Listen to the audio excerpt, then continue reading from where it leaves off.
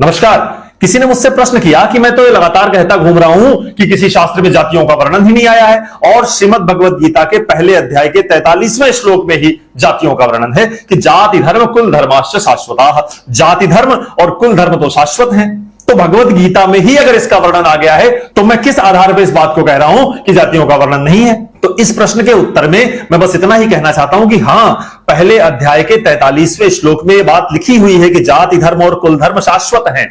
लेकिन श्रीमद् भगवद गीता का नाम सुनकर के सिर्फ उत्साहित मत हो जाओ, क्योंकि श्रीमद् भगवद गीता में धृतराष्ट्र के भी वचन हैं, अर्जुन के भी वचन हैं, कृष्ण के भी वचन हैं और संजय के भी वचन हैं। लेकिन प्रमाण सिर्फ कृष्ण के वचनों को ही माना जा सकता है। पहला अध्याय अर्जुन विषाद योग है। अर्जुन को मोह उत्पन्न हो गया है अपनों को सामने देख करके, और वह युद्ध ना करने के बहाने बता रहा है। वो कह रहा है सीदंति मम गात्राणि मुखम च परिशुष्यति। हे केशव, मेरे गात शिथिल हो रहे हैं, मेरा मुख सूख रहा है, मेरे हृदय में, मेरे शरीर में कंपन हो रहा है, मैं ये युद्ध कैसे करूं? मैं युद्ध नहीं कर सकता। तो बहाने बताता है वो कि न कांक्षे विजयम कृष्ण नाचा राज्यम सुखानी चा। मुझे विजय की आकांक्षा नहीं है, मुझे राज्य की आकांक्षा नहीं है। उन्हीं बहानों की श्रृंखला में वो यह भी कहता है कि ये तो हमारे जाति धर्म और कुल धर्म जो शाश्वत होते हैं वो भी नष्ट हो जाएंगे। तो मैं प्रश्न ये करना चाहता हूं कि क्या अर्जुन के द्वारा विषाद में बहाने बनाते हुए कही गई इन बातों को प्रमाण माना जाएगा? मैं ये चुनौती देकर के कहता हूं कि श्रीमद् भगवद गीता में भगवान श्री कृष्ण के मुख से एक भी श्लोक, एक भी पंक्ति ऐसी दिखा दो जिसमें उन्होंने जातियों को शाश्वत बताया हो। वो तो कहते हैं चातुर्वर्ण मया सृष्टः गुण कर्म विभागसः। वो तो कहते हैं कि चारों वर्णों की रचना मैंने की और उन्हें गुणों और कर्मों के आधार पर बांटा। तो क्या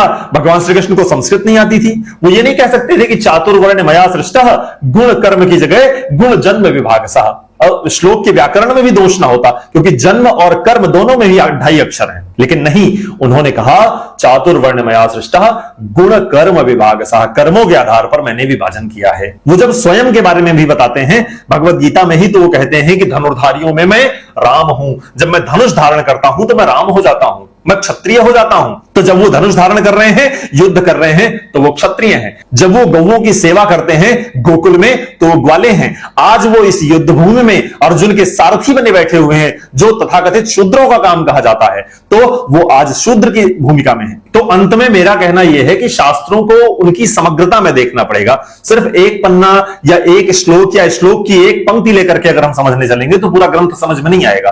वो स्वयं ही पूरे भगवद गीता में इसी बात पर जोर दे रहे हैं कि कर्म ही प्रधान है, कर्म ही सबसे ऊपर है, कर्म से ही तुम्हारी सारी सृष्टि संचालित हो रही है। अंत तक मेरी बात सुनने के लिए आपका बहुत बहुत धन्यवाद। हमसे जुड़े रहिए। फिर किसी नए विषय के साथ किसी नई वीडियो में आपसे मिलते हैं। तब तक के लिए नमस्कार।